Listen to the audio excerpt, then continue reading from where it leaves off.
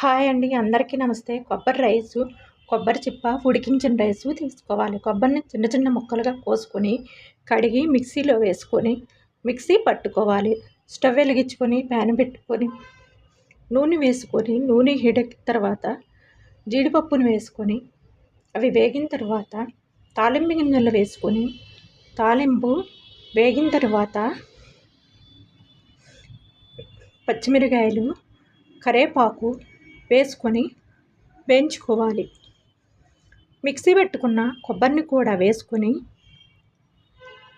వేయించుకోవాలి. సరిపడినంత ఉప్పును వేసుకొని వేగిన తర్వాత రైస్ని వేసుకొని కలుపుకోవాలి.